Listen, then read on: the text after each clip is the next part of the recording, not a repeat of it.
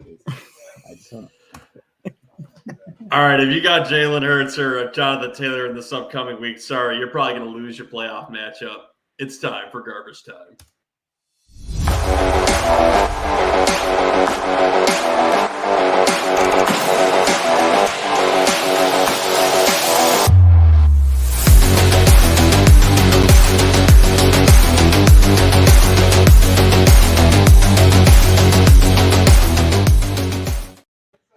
Guys, welcome into Garbage Time Fantasy Football. Tonight it is me and Ryan recapping Week 15. How are you doing tonight, Ryan? Good. How are you? Doing good. We're wrapping up the end of the season. I am effectively pretty much eliminated from every fantasy playoff I could potentially be in. So I'm focusing on Dynasty because that's really all I can do. What about you? Yeah. Pretty much out of the playoffs and all but 2 leads, so I'm just focusing on those. That's really all you can do, I think, really, at this point. Guys, if you like what you hear on Garbage Time Fantasy Football, make sure to like and subscribe to us here on YouTube. You can also listen to us live on Twitch and Twitter. You can leave voicemails and hate mails at www.garbagetimeff.com. And make sure to listen to us in audio formats anywhere you find us. And Ryan, how do you win this Miles Sanders card? You got to like a video, subscribe to the channel, leave an Apple review, and comment that you have done that. All right. Without further ado, with that, get that into your kids' stockings, and let's get into the news.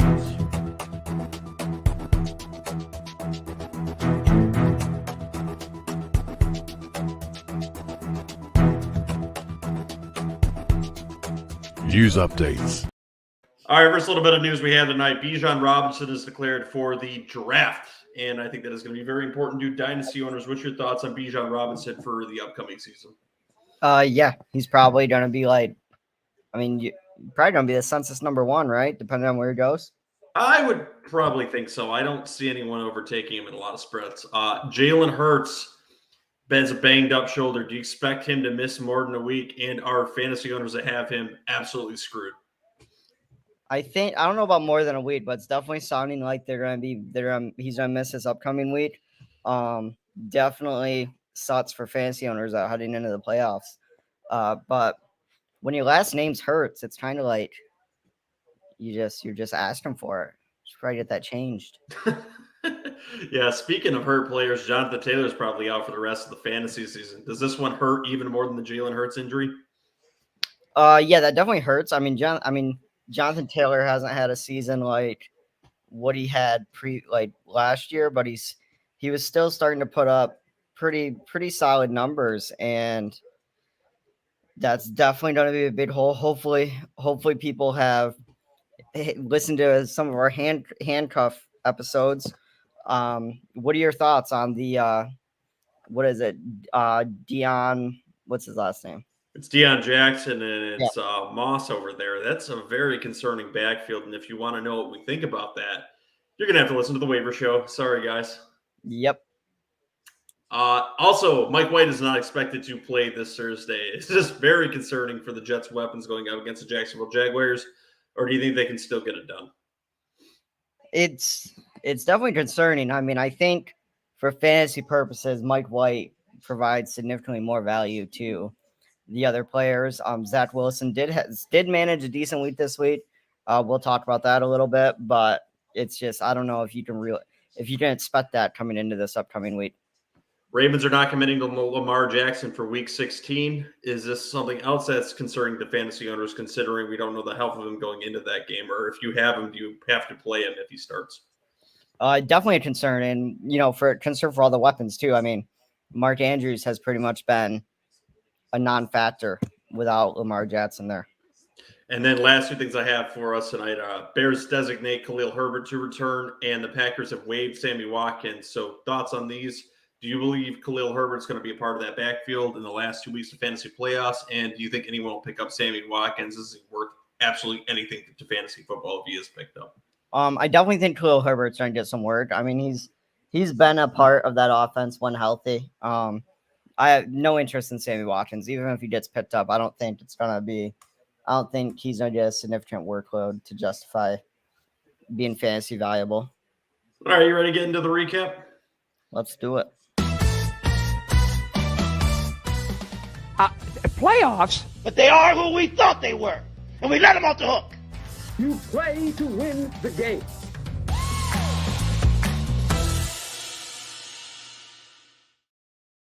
All right, I'll let you speed us all the way through this show, kind of like the Raiders player just did on the last play against the Pats this past weekend.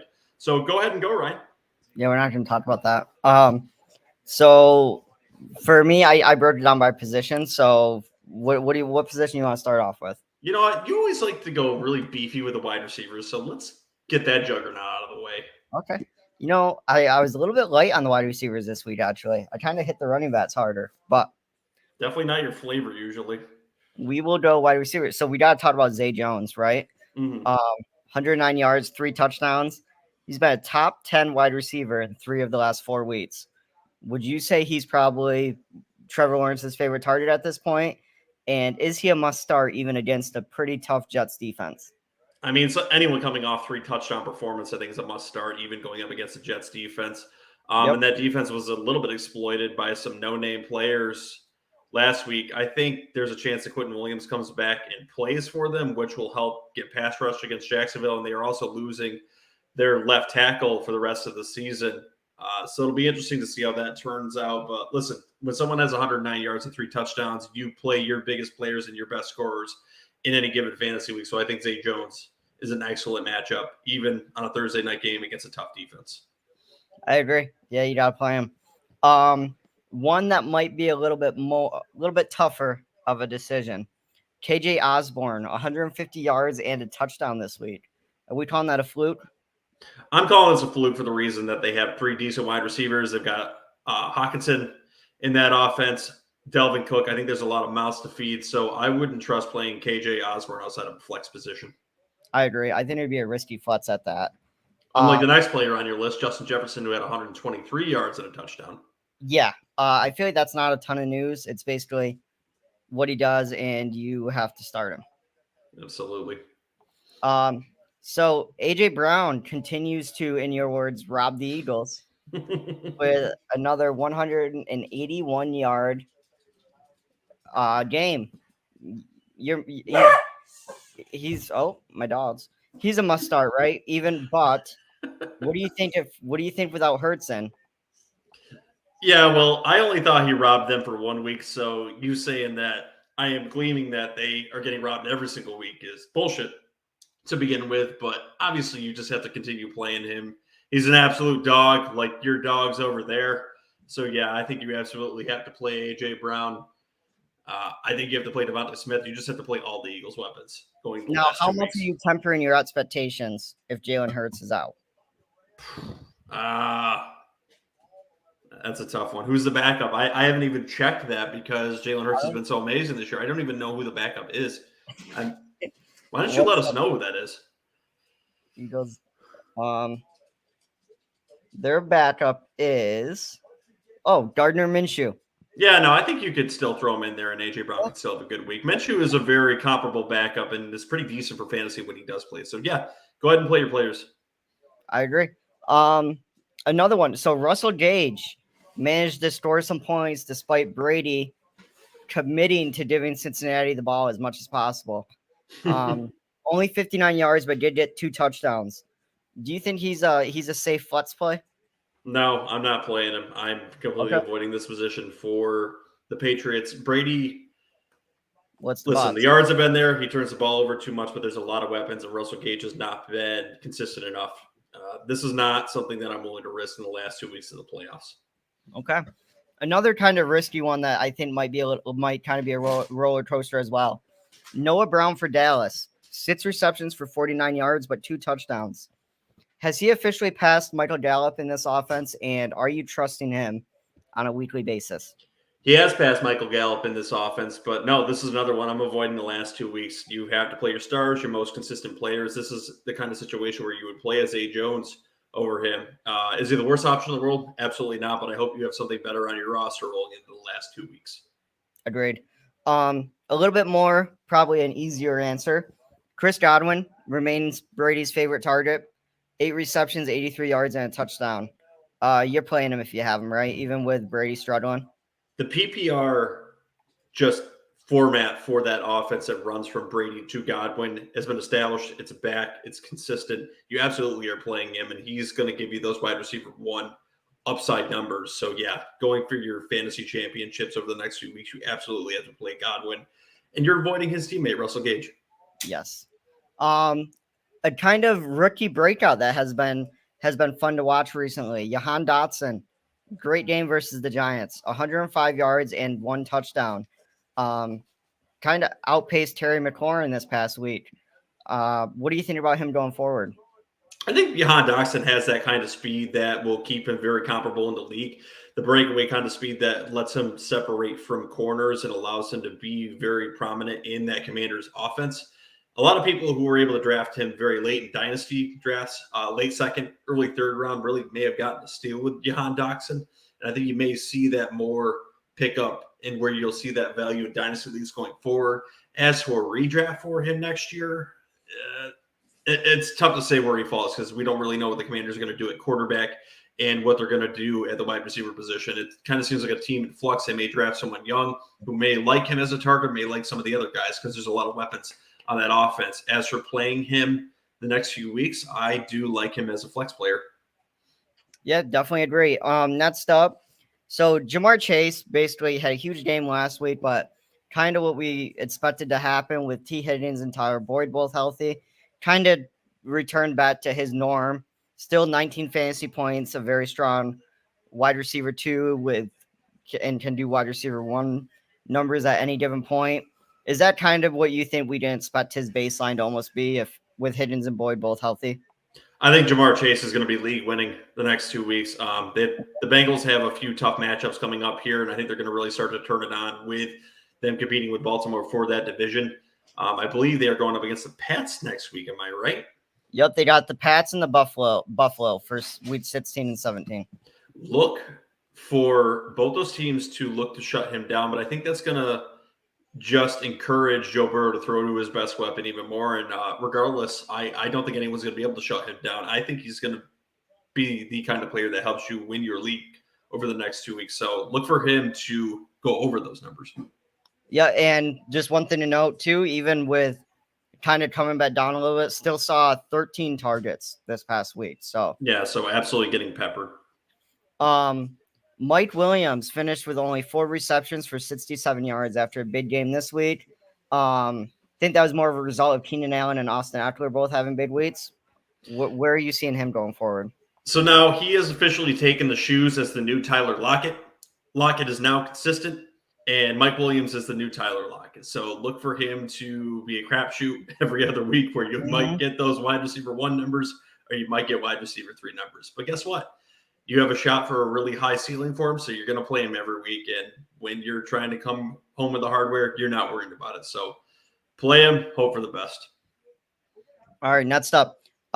Chris Olave seems to be trending in the wrong direction. Only 3 receptions for 53 yards this week. Where are you placing him right now? Are you concerned? Are you still starting him? I'm concerned, but he's gotten you to this point in the season. Not getting a lot of targets up to that point is really concerning. But like I said, at this point, I'm still playing my best players. He's a prominent name in that offense.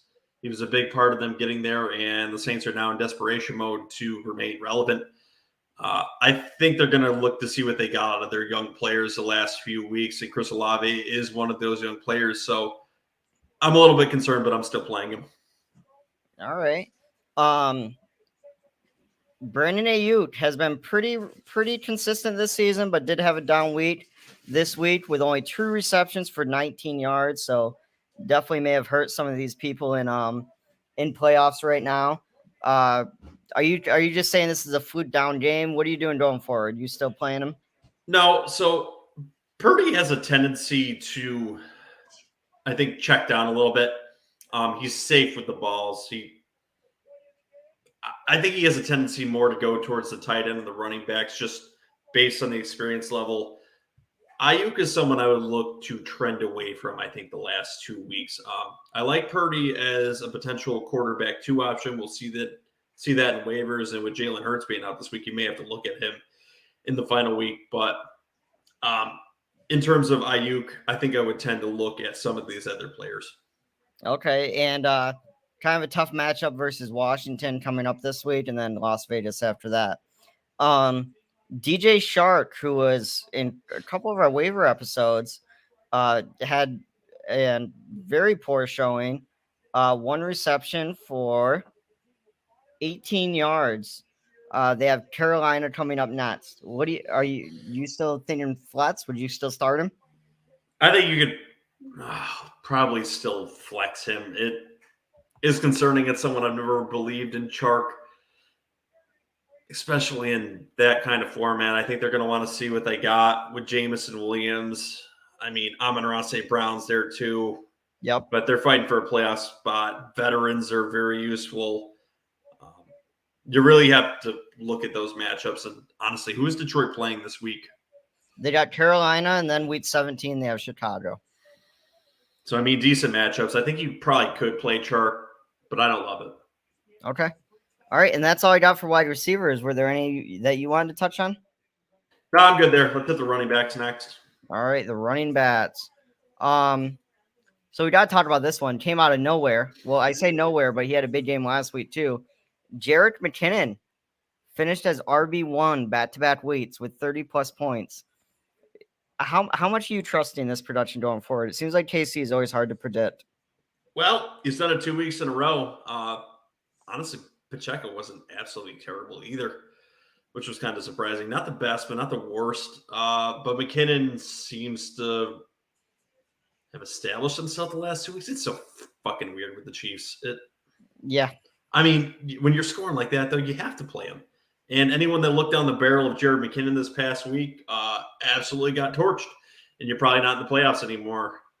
You got to ride the hot hand here. So you're going to play Jared McKinnon as out of nowhere this game. Has a pretty nice matchup versus Seattle, too. So that all kind of works in his favor. I think all hands are on deck with Jared McKinnon. All right. Dalvin Cook kind of did what we expected last week. Bounced back, 95 yards, another 95 receiving yards with a touchdown. And he has a very nice matchup against the Giants coming up. So he's an obvious RB1 start, right? Yeah, now load him up, get him ready to play next week. Another no-brainer. Derrick Henry, 104 yards, 59 receiving yards, rushing touchdown. You're playing him. The Yeti is one of the very few players that were actually in the top 10 that didn't disappoint you. CMC is another one that didn't disappoint you. It's not the Jonathan Taylor experience. Right. So you just mentioned him. CMC continues his monster return since going to the 49ers.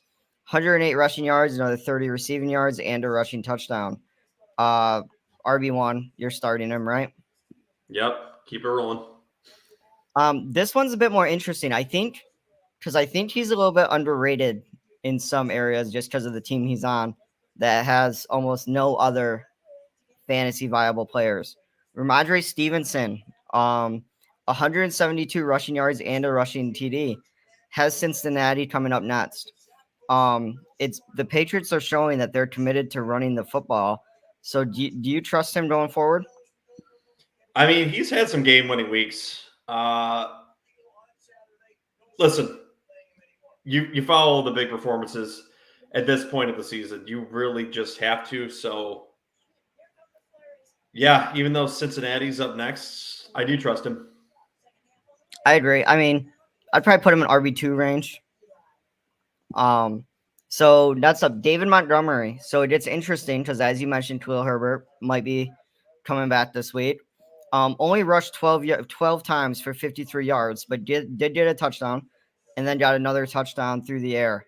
What do you think about him going forward? It's worth noting he has the Bills up next and then the Lions right after that. So some pretty tough games.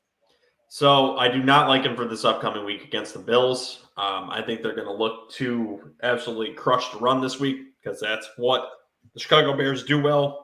Montgomery's going to take at least a little bit of that back this upcoming week. I do think he will be active. But for that last matchup during the championship week, I think you do want to hang on to him because I think he could win you your championship against the Lions. Okay. Saquon Barkley, decent game, 87 yards with a touchdown. another 5 receptions for 33 yards for your PPR leads. You're starting him every week, right? Yeah, no, this is a norm, and I've seen this on this list that you've created here. The big names are coming out to play the last few weeks, and if you were able to get through those early ruts of running backs not doing very well this season, they're paying off for you. One of the ones that didn't run out this season was Saquon Barkley. Yep. So this one's interesting. Tyler Allgeier. People were kind of high on him at the start of the season. Comes out of nowhere this week. Has had 4 straight weeks of single-digit fantasy performances. Then this week goes for 139 yards and a touchdown. Does this just have trap written all over it? This absolutely has trap written all over it. Listen, getting a starting running back at this time of the year is tough. But I don't see him as anything more than an RB3 or flex running back after one decent week. Allgeier doesn't have a pop that really impresses me. It's a hand-me-down running back that just had a good performance this week. I think this is absolutely like putting your hand in a bear trap. I agree. Latavius Murray finally takes advantage of owning that backfield. 130 yards and a touchdown. Faces the Rams next week without Aaron Donald. What do you think? Well, I'd be a little bit more likely to play him than Tyler Allgeier, I think. I agree. Yeah. Next up, and I actually benched this player this week because I didn't like how things were going, and it worked out for me. Jamal Williams. So has DeAndre Swift officially taken the job back, and is he solely a desperation touchdown-dependent flex option at this point?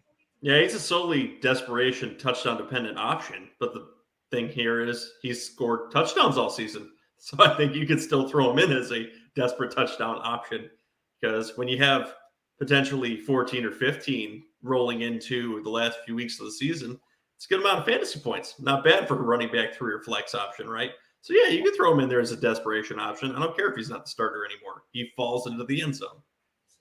It is worth noting he had a touchdown called back this week that would have saved his fantasy day, but has had 3 straight weeks of single-digit fantasy points. So kind of do at your own risk. Rachaad White, only 5 points this week. This offense is struggling. Are you out on this backfield? Yep, bench this backfield. Look at other options. Ryan, would you play Allgeier over these guys? Ooh. I don't think so. I don't think I would go that far. I'd almost go Latavius Murray over them though, just because he owns it. I think you're right about that. Yeah. Antonio Gibson, only 4 points this week. We're officially done on him, right? I'm not messing around with this Commanders backfield, not at the Antonio Gibson train. Totally agree. So the next one coming up must have been a heartbreaker for those owners. He was the fab diamond that everyone was spending all their money to get for an end of the season push. What happened? 13 carries, but only 23 yards. Was this a situation of just game script? Was it Zach Wilson being back? And he's also dealing with an ankle injury, so keep an eye on that this week. It was the fact that he got hurt in this game. And the defensive front of the Lions is a lot better than advertised and has been getting better over the last 5 weeks. They absolutely dominated the Jets in the trenches from start to finish in that game. And that's the reason why they couldn't establish a run. At any point, they didn't establish a run. It was a bad matchup. And that ankle injury, I think, will hamper him a little bit these last 2 weeks. Okay, so keep an eye on that. Scary. Jonathan Taylor, we mentioned, got injured early in the game, done for the season with an ankle. This one was interesting. Miles Sanders only 2.9 fantasy points after having a pretty decent streak going, and faces a tough Dallas defense next week. Are you playing him? I think you have to play him. Yep, I think you're going to have to play him, even with Gardner Minshew out there. They're playing to win the division. Dallas, I think, smells a little bit of blood there and is going to try to get a win. Even if their starting quarterback isn't playing, Minshew has the kind of game script that can run that offense, I think, still pretty efficiently, even against a tough defense. Even with Minshew there, call it an upset. I think the Eagles could still win that game. Yeah, I think it happened. The last running back here, James Cook, 11 points. He did outscore Singletary and Matt Breida. Does he have flex value going forward? Is this Bills' backfield too unpredictable? Yeah, it's too unpredictable for your championship rounds. This would be a break glass in case of emergency. I just don't like they're going back and forth between these two players. See what the reps are in training camp next year before you draft. But as of right now, I do not like this situation. Totally agree. And that's it. What do you want next? We got quarterbacks, tight ends, and defenses. Tight ends. All right. So we got to talk about this big one. Probably won me my week this week. George Kittle, big return. 4 receptions, 93 yards, and a touchdown. Kind of reward all the managers that have held on to him this long. Are you keeping him in your lineup? Is he kind of a boomer bust option? I feel he's going to be full boom going in the next 2 weeks. I think Purdy's going to see him as his safety valve, as his Christian McCaffrey. They're two of the more talented players on that offense. Ayuk is there. Deebo Samuel is hurt. That really helps bring some targets around on this offense. And like I said, there's nothing better for an inexperienced quarterback than the safety blanket of having a George Kittle on your team. Look for Kittle to be very good the next 2 weeks, I think. And just to show how bad the tight end position has been this year, Kittle with 2 big weeks is tight end number 5. Yep. And look for that to go up, I think, next week. Dwayne Johnson, I know he's been talked about on the show a couple times, finished this week as tight end number 2. 4 receptions, 67 yards, and 2 touchdowns. He's been a top 10 tight end in 4 of his last 5 starts. You playing him? The tight end position has been absolutely garbage outside of the top 5 up to this point now. So, yeah, he's been a model of consistency at that position with a floor of double digits the last 4 or 5 weeks, as you stated here. So, yeah, I'm more than happy to start him if I really don't have one going the last few weeks. I like it. Dawson Knox, strong back-to-back weeks, 6 receptions, 98 yards, and a touchdown, and has Chicago coming up. You fine with that matchup? I'm really shying away from Dawson Knox. I understand that he's had 2 decent weeks here, but there was a very long stretch of time where he did absolutely nothing for you, and he has the potential to get you a goose egg any given week because there's a lot of weapons on that Bills offense, and they look to go a whole plethora of different routes. The matchup's decent, but I would look elsewhere with the safety valve of potentially a Juwan Johnson. Yeah. Travis Kelce does what he does. 10 receptions, 105 yards. Just good for you if you have him because he has the lock on that position. Yep, nothing more. Speaking of goose eggs, Mark Andrews, 3rd straight single-digit fantasy performance. Is it time to start considering benching him for one of these streaming options, or do you kind of hold on to him still? You know what? He's been banged up since about midway through the season and has done absolutely nothing for rosters. I am going to regret saying this, but I think you can bench him for one of these other options. He's not performing. I think it's simply for the fact that, seriously, when you looked at him on the injury report, they were saying banged up arms, legs, just any injury you could think of he was going along. Yeah. He needs rest, and he's struggling towards the end of the season. God, I may considering benching him if I've got a decent option like a Juwan Johnson. It's tough based on the name. Maybe a Greg Dulcich.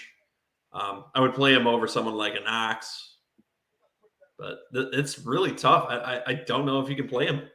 Yeah. And speaking of, so Greg Dulcich's breakout lasted a whole 1 week. Finished this week with 1 reception for 11 yards. But if Russell Wilson returns this week, do you have confidence in him? I have more confidence in him than Mark Andrews, I think, if Russell Wilson returns. If Russell Wilson's not on the field, I don't think I would. Okay. And then, so this person hasn't been fantasy relevant in a while. I'm just bringing it up because it's annoying. The Dolphins have officially made Mike Gesicki completely irrelevant, even though he's super talented, and put up 1.5 points this week, which is somehow more than his last 4 weeks. It's just a huge waste of talent, and I hope he gets traded. That's really all you can say about that. He's been absolutely rotting away in Miami, and that's because they have 2 excellent wide receivers on the outside, and Tua likes to float passes to those wide receivers that make him look immensely more talented than he actually is. Yep, basically. So quarterbacks and defense left. Let's go to the DSTs. All right.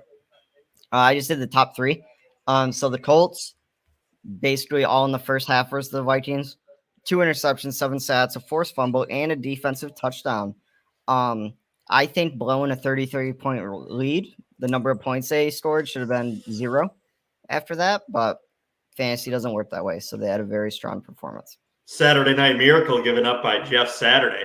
Really padding the resume to be a head coach next year. Good job, Jeff Saturday. As stated on another podcast, you couldn't have given your playbook to the Minnesota Vikings and gotten a more perfect result than the Minnesota Vikings experienced during that game. So excellent job. Yeah, don't play the Colts defense going forward. No. Next up, I'm saying Giants defense, but really it was Thibodeau. Kayvon Thibodeau. 3 sacks, a touchdown, 4 forced fumbles, and 2 fumble recoveries. Thibodeau did half of that in the first quarter. So a very strong game by them. Absolutely a strong game by them. You think the Ghost is happy with them? Probably. I haven't seen him. Let's ask him.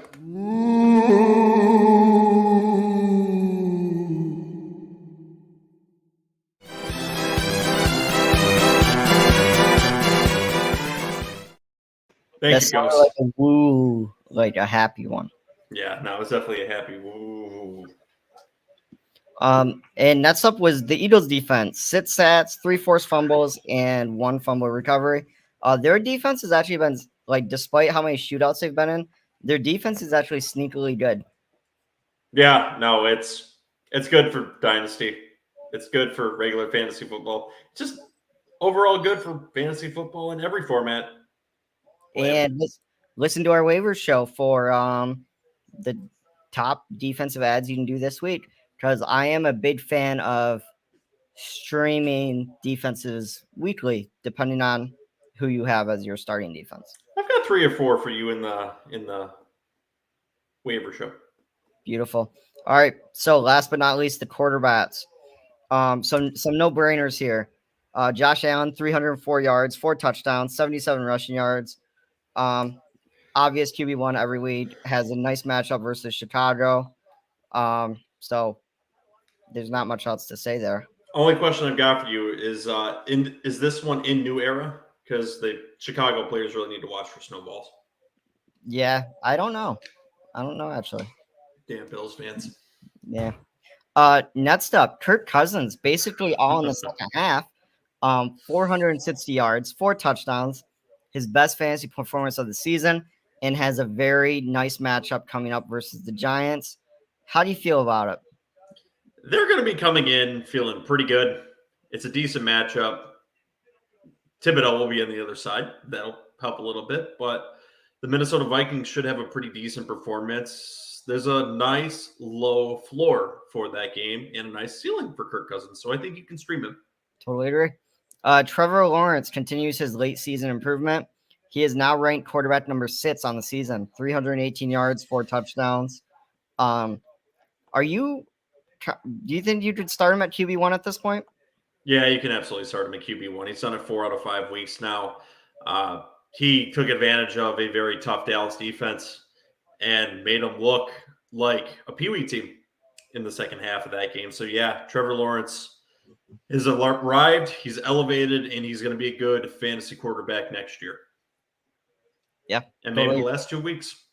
So good for dynasty owners as well. Yep. Next up, he's hurt, but Jalen Hurts, 315 yards, no throwing touchdowns, but got 3 on the ground. Same old.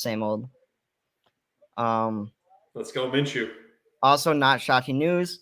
Well, that's a good point to bring up, though. Gardner Minshew. Would you start him in Superflex anyway?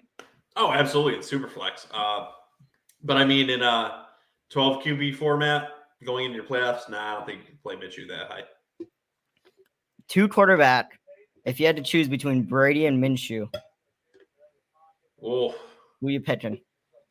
give me the matchups too. So the Jags is the Cowboy. I mean, the Eagles are the Cowboys. Yep. Brady has Arizona. Oh, Ooh, I actually think Brady versus Arizona probably. I think I would take Tom Brady that week. Yeah. Interesting question though. Mahomes also not shocking. 336 passing yards, 2 touchdowns, another rushing touchdown on the ground. Clearly doesn't need Tyreek Hill, and it's annoying, but whatever. He's Patrick Mahomes. I'll give you a little bit of time to be happy. Zach Wilson actually had a QB1 performance, finished QB11. Do you trust him going forward against the Jags? Superflex start? What do you think? Nope, absolutely not. Okay. When you're throwing interceptions to literally no one but 3 defenders, regardless of great performances, because you throw 3 really deep passes and throw 52%, so under 55%, which is asinine and terrible in the league, and you're getting kudos for it. No, I don't trust you in fantasy, because guess what? You may come out and throw 90 yards against a given defense, which he did against your Patriots. So no, I don't trust him. That's also true. Geno Smith had a down week of only 17 points. Does he bounce back this upcoming week? Yeah, he'll bounce back. He's, I think, going to be solid, a lot more solid than Zach Wilson. Okay. Jared Goff returned to earth this week, only put up 16 points. Has the Panthers coming up next. What do you think? He's someone that's very streamable this week. The Panthers, I think, can be taken advantage of in that secondary. And Jared Goff only came back to earth a little bit because the Jets have a pretty good secondary and a decent defense, where the Panthers are good up front, but can be taken advantage, as I said, in that secondary. So, yeah, look for him to pass the ball around a lot, and I think he's going to have a 300-yard performance this upcoming week. All right, and that's it. That closes out our show. Absolutely. So, guys, if you like what you hear on Garbage Time Fantasy Football, make sure to like and subscribe to the show here on YouTube. We are also live on Twitch and Twitter. You can reach us on Instagram at Garbage Time Fantasy Football for your start and sit questions. You can also reach us on Twitter at Garbage_TimeFF. If you want to win this Miles Sanders card, all you have to do is like and subscribe to the show, leave a comment. You are a part of the Heckling fandom. Leave us a 5-star review. And as already stated, if you want to leave voicemails and hate mails, you can do that at www.garbagetimeff.com. Reach to us in the comments live on these episodes or anywhere you have these podcasts, and we will respond to you and help you win championships with the Heckling fandom. Ryan, anything you want to say to the Heckling fandom before we get out of here? Nope, that's it. All right, guys. See you on the waiver show, and let's get you to the next round of your playoffs.